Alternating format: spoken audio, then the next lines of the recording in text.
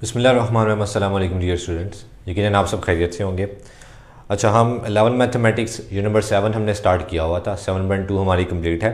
7.3 आज हम स्टार्ट करेंगे। अब 7.2 में भी हमने परम्यूटेशन को ही डिस्कस किया था, 7.3 में भी हम परम्यूटेशन को ही डिस्कस करेंगे, लेकिन हम दोनों में कुछ नई चीज़ें हम देखेंगे। 7.2 में जैसे हमने कुछ लेटर्स को अरेंज किया था इस तरह से कि वो लेटर्स आपस में रिपीट नहीं हो रहे थे। अगर आप 7.2 की कुछ एग्जांपल्स को देखेंगे तो इसमें जो लेटर्स जिनकी हमने परम्यूटेशन फाइंड करनी है वो रिपीट नहीं हो, उनमें रिपीटेशन नहीं थी।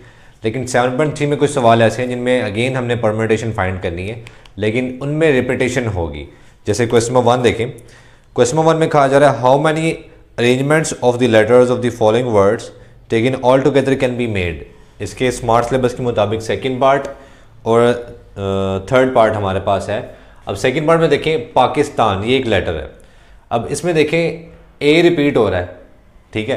तो अगर मैं इस ए को यूज़ करूँगा तो डेफिनेटली इसका मतलब क्या होगा कि क्या मैं इसको ए को यूज़ करूँगा या नहीं करूँगा। इसमें कुछ नए हमें एक फार्मूला समझना पड़ेगा। जब भी आपके पास लेटर्स या डिजिट्स जिनकी आपने परम्यूटेशन फाइंड करनी है उनमें रिपीटेशन होगी, तो उसके लिए कॉन्सेप्ट क्या है देखिए।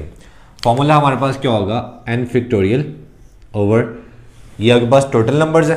जैसे यहाँ पे कितने लेटर्स हैं, 1 2 3 4 5 6 7 8, तो n क्या आपके पास होगा इसके मुताबिक 8। और नीचे आपके पास डिफरेंट कैटेगरीज आ जाएंगी। जैसे n1 का फैक्टोरियल अलग हो जाएगा, n2 का फैक्टोरियल अलग, n3 का फैक्टोरियल अलग, अप टू सो ऑन जितने भी कैटेगरीज आपके पास बनेंगी। अब ये इस फॉर्मूले को समझिएगा आप। जैसे टोटल आपके पास लेटर्स कितने हैं, आपके पास 8 है, तो n आपके पास आ गया 8। अब कैटेगरीज हमने बनानी, मतलब अगर मैं P को एक कैटेगरी कह दूं, P एक कैटेगरी है, इसको मैं N1 अगर कह देता हूं, तो N1 मतलब ये P कितनी दफ़ा इसमें आ रहा है, P एक ही दफ़ा आ रहा है, तो N1 हमारे पास है 1। अगर मैं A को N2 कह दूं, दूसरी कैटेगरी N2, इसको मैं अगर N2 कह दूं A को, तो A देखिए 2 दफ़ा आ रहा है, 1 2, तो N2 आ गया 2 टाइम्स। इस तरह K को N3 कह देता हूँ, K एक दफ़ा आ रहा है 1। I को N4 कह देते हैं, तो I भी एक ही दफ़ा आ रहा है 1। इस तरह S को N5 कह देते हैं, S भी एक ही दफ़ा आ रहा है। T को N6 कह देते हैं, T भी एक ही दफ़ा आ रहा है। A ऑलरेडी हम लिख चुके हैं कैटेगरी 2 में। N अगेन, N को हम 7 कह देते हैं, N7, और ये भी एक ही दफ़ा आ रहा है, ठीक है। ये हमारे पास 7 कैटेगरीज आ गई हैं। तो इन कैटेगरीज के मुताबिक हम इनकी परम्यूटेशन कैसे फाइंड करेंगे, हम इस फॉर्मूले से फाइंड करेंगे। जब भी लेटर्स में रिपीटेशन या डिजिट्स में रिपीटेशन हो रही होगी तो हम इस फॉर्मूले को या इस कॉन्सेप्ट को यूज़ करेंगे। नाउ देखिए 7 कैटेगरी के लिए मैं फॉर्मूला कैसे लिखूंगा, टोटल नंबर्स का factorial divided by n1 factorial into n2 factorial, n3 factorial, n4 factorial, n5 factorial, n6 factorial, n7 factorial, that's it. जितनी भी कैटेगरीज हैं उन सब कैटेगरी के लिए अलग अलग फैक्टोरियल आएगा। इसमें वैल्यूज पुट कर दें। n हमारे पास 8 है, 8 फैक्टोरियल डिवाइडेड बाय n1 है हमारे पास 1 फैक्टोरियल,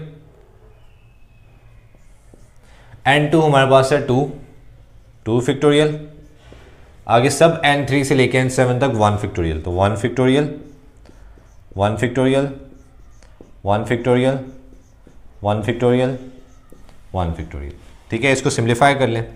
देखिए सबको 8 फैक्टोरियल का मतलब है 8 से लेके 1 तक सारी वैल्यूज मल्टीप्लाई होंगी, तो 8 7 6 5 4 3 2 1 डिवाइडेड बाय 1 फैक्टोरियल क्या होता है 1 इंटू 2 होता है, 2 फैक्टोरियल होता है 2 इंटू 1 1 1 1 1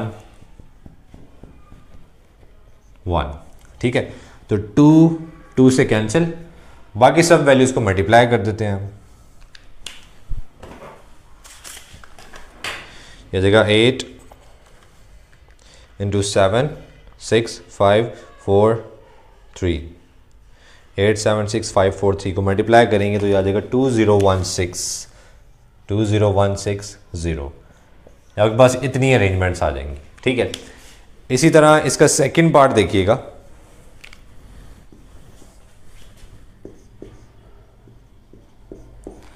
सेकंड पार्ट में हमारे पास लेटर है मैथमेटिक्स।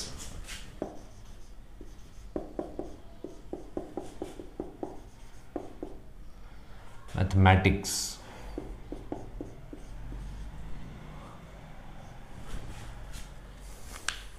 अगेन देखिए ज़रा, इसमें एम भी रिपीट हो रहा है, ए भी रिपीट हो रहा है, टी भी रिपीट हो रहा है, यानी रेपिटेशन वाला कॉन्सेप्ट ही हम यूज़ करेंगे। तो अगेन टोटल हमारे पास कितने लेटर्स हैं, 1 2 3 4 5 6 7 8 9 10 11, तो एन आ गया 11। अब एम को मैं कह देता हूँ N1, और N1 कितनी दफ़ा आ रहा है, 1 2 2 दफ़ा आ रहा है। ए को मैं कह देता हूँ N2, ए भी 2 दफ़ा आ रहा है। टी को हम कह देते हैं N3, टी भी 2 दफ़ा आ रहा है। इसी तरह एच को मैं कह देता हूँ N4, ये एच 1 दफ़ा आ रहा है। फिर ई को हम कह देते हैं N5, ई 1 दफ़ा आ रहा है। एम ऑलरेडी हम लिख चुके हैं, ए भी लिख चुके हैं और टी भी लिख चुके हैं। आई की बारी, आई को हम कह देते हैं N6, आई भी 1 दफ़ा आ रहा है। सी को कह देते हैं N7, सी भी 1 दफ़ा आ रहा है। एस को कह देते हैं N8 और ये भी 1 दफ़ा आ रहा है। तो N8 के लिए हम फॉर्मूला कैसे लिखेंगे देखिएगा,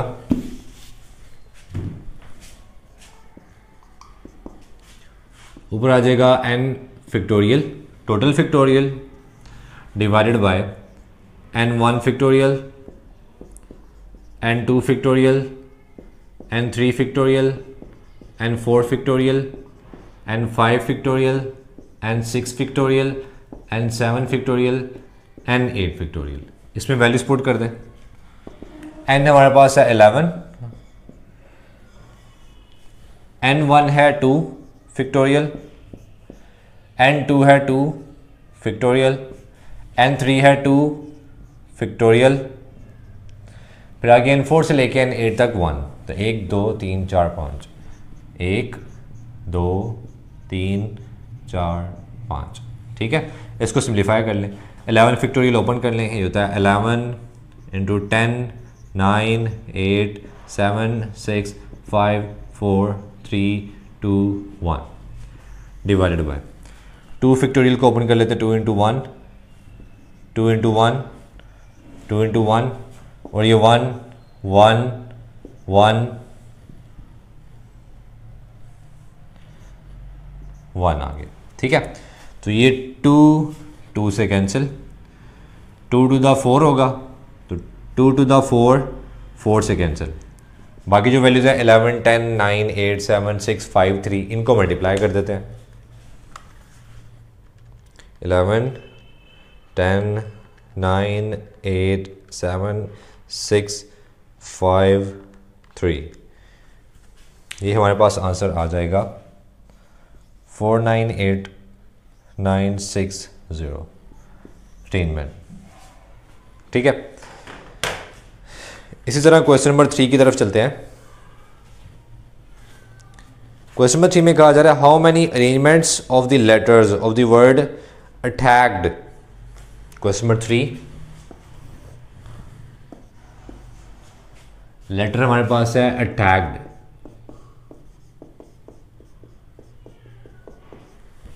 ठीक है।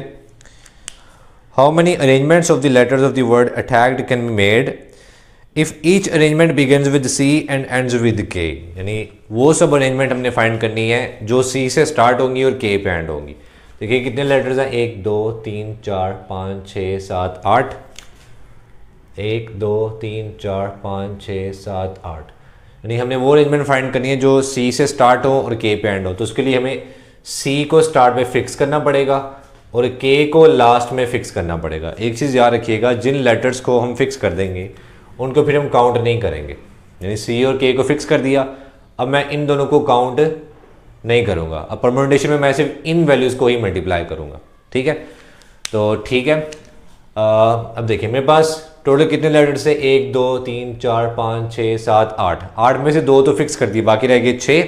अब देखिए 6 में से मैं यहाँ पे कोई सा भी एक लेटर लिख सकता हूँ, यानी 6 लेटर्स में से मेरे पास 6 पॉसिबिलिटीज़ हैं, उन 6 लेटर्स में से कोई सा भी एक मैं लेटर लिख सकता हूँ। मतलब इस पोजीशन के लिए मेरे पास कितनी पॉसिबिलिटीज़ हैं, 6 पॉसिबिलिटीज़ हो, यहाँ पे 6 आ गया। अब एक और लिख लिया, 6 में से एक लिख लेंगे यहाँ पे, तो हमारे पास बाकी 5 रह जाएंगे। तो अगेन इस पोजीशन के लिए मेरे पास अब 5 पॉसिबिलिटीज़ हैं कि उन 5 लेटर्स में से कोई सा भी एक लेटर लिख सकता हूँ। मतलब कितनी पॉसिबिलिटीज़ हैं, 5 पॉसिबिलिटीज़। 2 लिख लिए तो 6 में से कितने रह गए, 4, तो यहाँ लिखने के लिए 4 पॉसिबिलिटीज़ हैं, 3 लेटर्स यहाँ पे लिख लिए, मतलब एक लेटर यहाँ पे लिख लिया, एक यहाँ पे लिख लिया, एक यहाँ पे लिख लिया, 6 में से 3 लेटर्स हमने लिख लिए, तो बाकी कितने रह गए 3। उन 3 में से कोई सा भी एक लेटर यहाँ पे लिख सकता हूँ, तीनों में से कोई सा भी, मतलब 3 पॉसिबिलिटीज़ हैं। तो यहाँ पे कितनी पॉसिबिलिटीज़ हैं 3। इसी तरह आप 2 रह गए, इसके लिए 2 पॉसिबिलिटीज़, 1 रह गया, इसके लिए 1 पॉसिबिलिटी। ठीक है, तो ये क्या बन रहा है हमारे पास 6 फैक्टोरियल। और 6 फैक्टोरियल मतलब मल्टीप्लाई करें 6 × 5 सबको मल्टीप्लाई करेंगे तो आ जाएगा 720 लेटर्स। ठीक है, मल्टीप्लाई करके देख लेते हैं।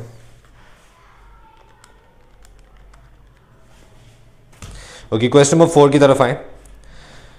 क्वेश्चन नंबर 4 में कहा जा रहा है how many numbers greater than okay can be form from the digits 0 to 2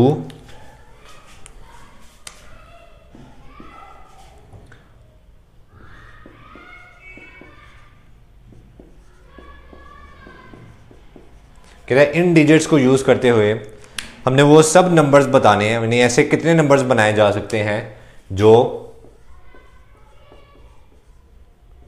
इस नंबर से बड़े हों। देखिए इसमें कितने लेटर्स हैं, कितने डिजिट्स आ रहे हैं, 1 2 3 4 5 6 7। ठीक है, 7 डिजिट्स आ रहे हैं, तो हमने 7 डिजिट्स का ही नंबर्स बताने हैं। वो सारे नंबर्स क्या होने चाहिए, इस नंबर से बड़े होने चाहिए। जैसे ये हमारे सामने लिखा हुआ 10 लाख। ठीक है, तो 10 लाख में से अगर मैं एक चीज़ देखें, 7 डिजिट्स है ना, 1 2 3 4 5 6 7। कंसिडर करें मैं यहाँ पे 0 से स्टार्ट करता हूँ। अगर मैं 0 से स्टार्ट करूँगा तो ये डिजिट तो इग्नोर हो जाएगा, क्योंकि एक्सट्रीम लेफ्ट पे अगर 0 लिखे तो वो काउंट नहीं होता। तो मेरे पास 6 डिजिट नंबर्स आएंगे, और 6 digit number definitely 7 digit number से छोटा होगा, बड़ा नहीं होगा। जबकि हमने वो सब नंबर्स बताने हैं जो इससे छोटे नहीं, इससे बड़े हों। तो बड़े के लिए यहाँ पे हम 0 यूज़ नहीं कर सकते। ओके, तो हमारे पास 3 केसेस हैं। 3 केसेस कौन कौन से वो केसेस डिस्कस कर लेते हैं। ये हमारे पास केस 1 है, जिसमें अगर मैं स्टार्टिंग में 2 फिक्स कर दूं, क्योंकि 0 के बाद सबसे छोटी वैल्यू 2 ही है, तो है तो 2 अगर मैं फिक्स कर दूं तो 2 के बाद देखिए ज़रा मैं जो सा मर्जी डिजिट यहाँ पे यूज़, मैं 0 यूज़ करूँ, 2 यूज़ करूँ, 3 यूज़ करूँ, 4 यूज़ करूँ, कुछ भी यूज़ करूँ, कि मेरे पास ऑलमोस्ट 20 लाख से बड़ा नंबर आएगा। और 20 लाख डेफिनेटली 10 लाख से बड़ा होगा। तो उसमें देखें ये तो मैंने फिक्स कर दिया, A2 मैंने फिक्स कर दिया, तो अब इसको काउंट नहीं करूँगा। हमने पीछे भी पढ़ा कि जिस पोजीशन को फिक्स कर देंगे उसको काउंट नहीं करेंगे। तो एक डिजिट हमारा जो है एक्सक्लूड हो गया और एक पोजीशन भी एक्सक्लूड होगी। अब हमारे पास कितनी वैल्यूज़ हैं, कितनी पोजीशन हैं, 1 2 3 4 5 6। इन 6 जगहों पे देखें ज़रा मैं कौन कौन से नंबर यूज़ कर सकता हूँ। वी कैन राइट, हम 2 2 लिख सकते हैं, यहाँ पे 1 3 लिख सकते हैं, और 2 दफ़ा 4 लिख सकते हैं। ठीक है, और 1 0 भी लिख सकते हैं। देखिए इनकी अरेंजमेंट अब मैंने बतानी है। तो लेकिन इसमें देखिए इसमें ये रिपीटेशन आ रही है ना डिजिट से, हमने भी पीछे पढ़ा जब भी रिपीटेशन आएगी तो हम इस तरह का फॉर्मूला यूज़ करेंगे। तो अब मेरे पास देखें n क्या होगा, टोटल नंबर ऑफ डिजिट्स कितने हैं, 1 2 3 4 5 6। ठीक है, 2 को मैं n1 कह देता हूँ, तो n1 कितनी दफ़ा आ रहा है, 2 दफ़ा। इस तरह 3 को मैं n4 कह देता हूँ, सॉरी n2 कह देता हूँ। n2 क्या है 3, और 3 कितनी दफ़ा आ रहा है, 1 दफ़ा, तो यहाँ पे आ गया 1। इस तरह 4 को मैं n3 कह देता हूँ, ये थर्ड कैटेगरी है, और ये 2 दफ़ा आ रहा है। इस तरह 0 को मैं n4 कह देता हूँ, और ये 1 ही दफ़ा आ रहा है। ठीक है, तो n4 कैटेगरी के लिए हमारे पास फॉर्मूला क्या बनेगा, टोटल फैक्टोरियल, टोटल नंबर्स का फैक्टोरियल डिवाइडेड बाय चारों कैटेगरीज का फैक्टोरियल, डिनोमिनेटर में मल्टीप्लाई होगा, n1 का फैक्टोरियल, n2 का फैक्टोरियल, n3 का फैक्टोरियल, n4 का फैक्टोरियल। ठीक है, इसको सिंप्लीफाई कर लें। n हमारे पास है 6 फैक्टोरियल डिवाइडेड बाय n1 है हमारे पास 2 फैक्टोरियल, n2 है 1 फैक्टोरियल, 2 फैक्टोरियल, 1 फैक्टोरियल। इसको सिंप्लीफाई कर लें, 6 × 5 4 3 2 1 डिवाइडेड बाय 2 फैक्टोरियल 2 × 1, ये 1 का फैक्टोरियल 1, 2 फैक्टोरियल क्या होगा 2 × 1, ये 1 का फैक्टोरियल 1, तो 2 2 से कैंसिल, 2 to the 4 ये कैंसिल। तो इनको मल्टीप्लाई कर लें, जगह 6 × 5 इंटू 2 इंटू 3 180। तो हमारे पास फर्स्ट केस में कितने नंबर्स आ जाएंगे जो 10 लाख से बड़े हैं? 180 ऐसे नंबर होंगे जो 10 लाख से बड़े होंगे। ठीक है, ये कब? जब हमने 2 स्टार्ट में फिक्स किया। इस तरह हमारे पास सेकंड केस है। देखिए केस 2 है हमारे पास। अब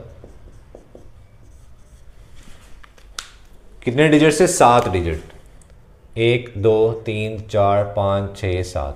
ठीक है, 0 के बाद मैंने 2 फिक्स करके 20 लाख ऑलमोस्ट, ये ऐसे नंबर 20 लाख समथिंग इनकी काउंटिंग होगी। ठीक है, और ये अगर हम 2 फिक्स करें तो हमारे पास 180 ऐसे नंबर आएंगे जो 10 लाख से बड़े होंगे।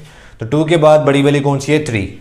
अगर मैं अब 3 को फिक्स कर दूं स्टार्टिंग में यहाँ पे, तो इसका मतलब अब मैं इन नंबर्स में से कौन से नंबर यूज कर सकता हूं? देखिए मैंने एक 3 फिक्स कर दिया। नाउ वी कैन यूज, अब कौन से नंबर हम यूज कर सकते हैं? हम 2 दफा 2 है ये यूज कर सकते हैं, 0 यूज कर सकते हैं। एक 3 अगर मैंने फिक्स कर दिया तो एक ही 3 था। ठीक है, उसके बाद 2 4 है, इनको मैं यूज कर सकता हूं। तो ये कितने नंबर्स हैं हमारे पास? अच्छा यहाँ पे 3 2 है, यानी 3 दफ़ा मैं 2 यूज़ कर सकता हूँ, 1 दफ़ा 0 यूज़ कर सकता हूँ, 2 दफ़ा 4 यूज़ कर सकता हूँ। मतलब मैंने इनकी अब अरेंजमेंट फाइंड करनी है। 3 तो मैंने फिक्स कर दिया, तो 3 मैं काउंट नहीं करूँगा। तो अगेन देखिए इनमें रिपीटेशन आ रही है, तो सेम रिपीटेशन वाला फॉर्मूला हम यूज़ करेंगे। तो हमारे पास n क्या है? टोटल वैल्यूज़ कितनी है? 6। n1 कैटेगरी हम कह देते हैं 2 को, और 2 आ रहा है 3 दफ़ा। n2 हम कह देते हैं 0 को, 0 आ रहा है 1 ही दफ़ा। n3 हम कह देते हैं 4 को, और ये आ रहा है 2 दफ़ा। ठीक है, नाउ अब 3 कैटेगरीज के लिए फॉर्मूला क्या बनेगा? n factorial divided by n1 factorial, n2 factorial, n3 factorial. ठीक है, इसमें वैल्यूज पुट कर दें। n क्या है? 6 फैक्टोरियल डिवाइडेड बाय n1 है 3 फैक्टोरियल, n2 है 1 फैक्टोरियल, और n3 है 2 फैक्टोरियल। सिंप्लीफाई कर लें। 6 फैक्टोरियल होता है 6 इंटू 5 4 3 2 1 डिवाइडेड बाय 3 फैक्टोरियल होता है 3 इंटू 2 इंटू 1, ये 1 एज इट इज। 2 फैक्टोरियल होता है 2 इंटू 1, तो 3 इंटू 6 6 से कैंसिल, 2 2 से कैंसिल, बाकी वैल्यूज को मल्टीप्लाई कर दें तो ये आ जाएगा 5 इंटू 4 20, 20 इंटू 3 60 नंबर्स आ जाएंगे यहाँ पे। इस तरह लास्ट केस है, क्योंकि अभी भी 3 से बड़ी वैल्यू 4 है अभी, तो 4 के लिए अलग से एक केस होगा।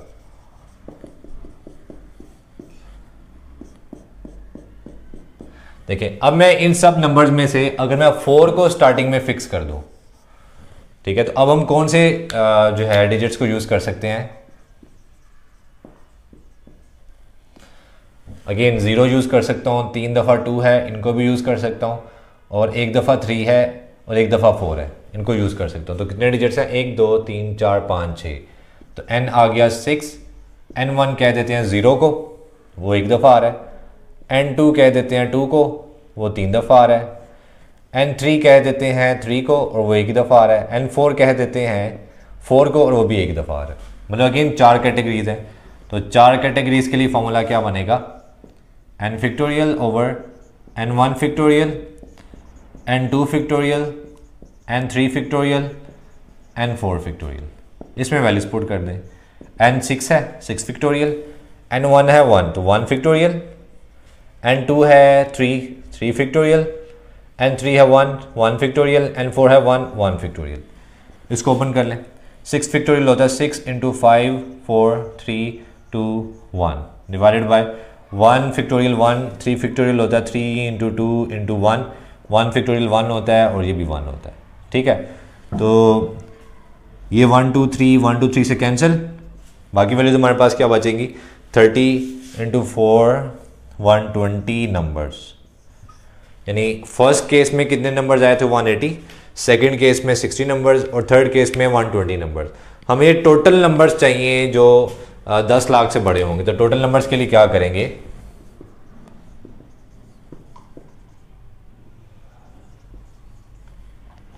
टोटल नंबर्स के लिए सबको ऐड कर दें। 180 प्लस 60 प्लस 120, तो ये हमारे पास आ जाएंगे ऑलमोस्ट 360 नंबर्स। दैट्स इट, ठीक है।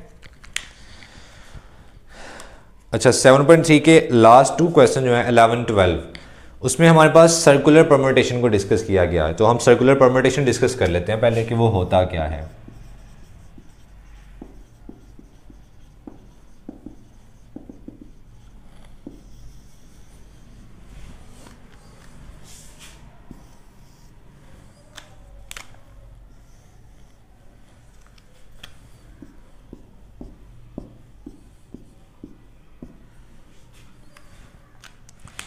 कंसीडर करें हमारे पास एक जो नेकलेस है, ठीक है, सर्कुलर नेकलेस है। अगेन ये सर्कुलर नेकलेस है। अब इसके ऊपर कुछ बीड्स लगे हुए हैं, उन बीड्स को मैं ए बी सी डी से डिनोट कर लेता हूँ। A B C D E F G H, ठीक है। मतलब इनकी कुछ अरेंजमेंट है कि ए के बाद बी है, बी के बाद सी है, सी के बाद डी है, डी के बाद ई है, ई के बाद एफ, एफ के बाद जी और जी के बाद एच, एच के बाद ए। ये कुछ अरेंजमेंट है जो फिक्स्ड है। अब देखिए ये सर्कुलर परम्यूटेशन है। अभी सर्कुलर परम्यूटेशन से पहले हम जो परम्यूटेशन पढ़ रहे थे वो एक लाइन की फॉर्म में थी, लाइन परम्यूटेशन आप उसे कह सकते हैं। उसमें हमें मालूम था कि हम या तो एक्सट्रीम लेफ्ट से नेमिंग या अरेंजमेंट स्टार्ट करेंगे या एक्सट्रीम राइट से अरेंजमेंट स्टार्ट करेंगे, दरमियान से हम अरेंजमेंट स्टार्ट नहीं कर सकते जो लाइन की फॉर्म में होती है। जबकि ये सर्कुलर, इसमें हमें पता है कि कहाँ से हमने अरेंजमेंट स्टार्ट करनी है। अब यहाँ पे सर्कुलर परम्यूटेशन हमें नहीं पता, हम यहाँ से भी अरेंजमेंट स्टार्ट कर सकते हैं, यहाँ से भी अरेंजमेंट स्टार्ट कर सकते हैं, यानी किसी भी एक पोजीशन से हम अरेंजमेंट स्टार्ट कर सकते हैं, ठीक है। उसके लिए हमें एक पोजीशन को स्पेसिफाई करना पड़ेगा, यानी एक पोजीशन को फिक्स करना पड़ेगा। ये कंसिडर करें अगर मैं यहाँ से जो है अरेंजमेंट स्टार्ट करना चाह रहा हूँ तो मुझे इस पोजीशन को फिक्स करना पड़ेगा। अब चूंकि इस पोजीशन को मैंने फिक्स कर दिया है तो अब ये काउंट नहीं कर सकते, इसको हम काउंट नहीं करेंगे। यानी अगर ये n बीड्स हैं तो इनका अगर मैंने टोटल अरेंजमेंट निकालनी हो तो एक बीड तो हमने निकाल दिया क्योंकि एक पोजीशन को हमने फिक्स कर दिया। तो एक पोजीशन को फिक्स करने की वजह से इसकी परम्यूटेशन क्या होगी, n-1 फैक्टोरियल, क्योंकि एक पोजीशन को फिक्स करेंगे और जिसको फिक्स किया उसको काउंट नहीं करेंगे। तो एक जिसको फिक्स किया उसको मैंने n में से टोटल में से माइनस कर दिया। ये आपके पास नंबर ऑफ परम्यूटेशन है सर्कुलर परम्यूटेशन के लिए, क्योंकि सर्कुलर परम्यूटेशन में हमेशा जो है एक पोजीशन को फिक्स करना पड़ता है, ठीक है। अब देखिए दूसरा केस देखें, अगर मैं इसी नेकलेस को फ्लिप कर दूं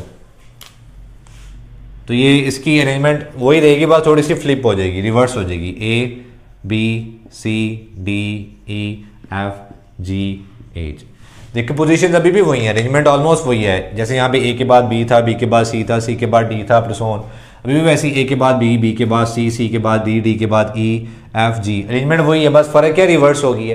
तो ये दोनों अरेंजमेंट सेम है, लेकिन जब भी हम इस फॉर्मूले से टोटल नंबर ऑफ परम्यूटेशंस जो है अरेंजमेंट फाइंड करेंगे तो हमारे पास ये दोनों आ रही होंगी, ये भी आ रही होंगी इसमें और ये भी आ रही होंगी, मतलब अरेंजमेंट रिपीट हो रही होगी। कंसिडर करें कि इसकी अगर 15 अरेंजमेंट्स है तो इसकी 15 है तो हमारे पास आंसर 30 आएगा, जबकि सही आंसर क्या है 15, क्योंकि 15 अरेंजमेंट तो रिपीट हो रही है। तो 15 यानी हाफ हमारा आंसर ठीक है, हाफ आंसर हमारा क्या ठीक। तो हाफ आंसर निकालने के लिए हम क्या करते हैं, यानी सही आंसर हमारा क्या हाफ आंसर है, तो सही आंसर निकालने के लिए हम क्या करेंगे, इसको 2 से डिवाइड कर देते हैं। ये हमारे पास उन सर्कुलर फिगर्स के लिए है जिनको हम फ्लिप कर सकते हैं।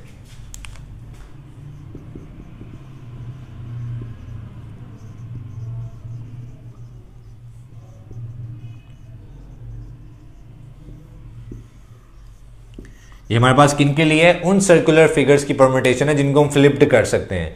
जिनको हम फ्लिप नहीं कर सकते उनके लिए सिंपल क्या फॉर्मूला होगा, n-1 फैक्टोरियल, ठीक है।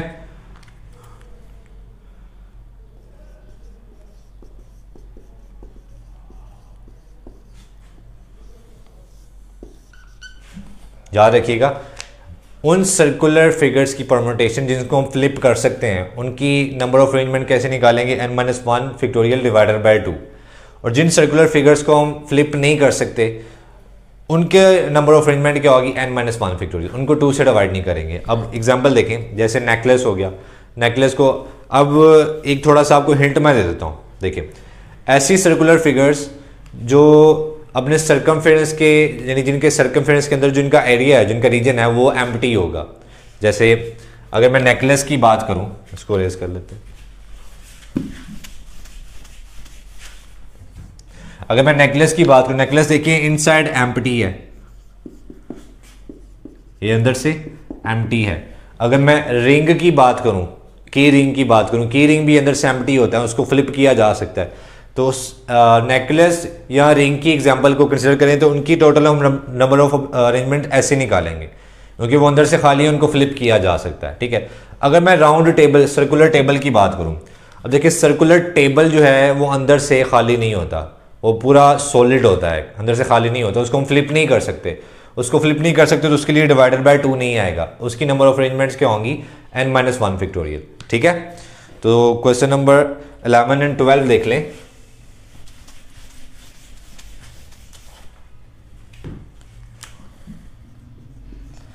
इलेवन में कहा जा रहा है in how many ways can 4 keys be arrange on a circular की रिंग। अब देखिए सर्कुलर की रिंग है, की रिंग होती है सर्कुलर, सर्कुलर की रिंग, इसमें हमारे पास टोटल नंबर ऑफ कीज कितनी है, 4, मतलब n आ गया 4। अब हम हमने डिस्कस किया सर्कुलर परम्यूटेशन, इसमें हम फाइंड करेंगे। तो की रिंग चूंकि इसको फ्लिप किया जा सकता है तो ये वाला केस है, तो इसमें टोटल नंबर ऑफ अरेंजमेंट्स क्या होंगी, n-1 factorial divided by 2, n की वैल्यू 4 है, 4 पुट कर दें, 4-1 फैक्टोरियल डिवाइडेड बाय 2, n हमने क्या पुट किया है 4, तो ये होगा 3 फैक्टोरियल डिवाइडेड बाय 2, 3 फैक्टोरियल को ओपन कर लें, 3 2 1 ओवर 2, 2 2 से कैंसिल, तो अरेंजमेंट्स कितनी आ गई 3। इस तरह 12 जो है इसको देख लें, how many necklaces can be made from 6 beads, मतलब 6 बीड्स हमारे पास हैं, तो n आ गया 6 ऑफ डिफरेंट कलर्स, ठीक है। अब 6 में नेकलेस वाली एग्जांपल है, तो नेकलेस भी अंदर से एम्प्टी होता है, तो मतलब इसको भी फ्लिप किया जा सकता है, तो इसके लिए भी हम सेम फार्मूला यूज़ करेंगे, n-1 फैक्टोरियल, मैं फार्मूला नहीं लिख रहा, n की जगह मैंने 6 पुट कर दिया, n-1 factorial divided by 2, divided by 2 क्यों, क्योंकि ये ऐसी शेप है, नेकलेस ऐसी सर्कुलर फिगर है जिसे फ्लिप किया जा सकता है, ठीक है। तो ये आ जाएगा 5 फैक्टोरियल ओवर 2, 5 फैक्टोरियल को ओपन कर लें और इसको सिंप्लीफाई कर लें, ये आप खुद करेंगे। तो 7.3 हमारी कंप्लीट, इंशाल्लाह नेक्स्ट वीडियो में हम 7.4 को डिस्कस करेंगे। कोई सवाल हुए तो आप जो है कमेंट सेक्शन में मुझसे वो सवाल पूछ सकते हैं। अपना ख्याल रखिएगा, अस्सलाम वालेकुम, अल्लाह हाफ़िज़।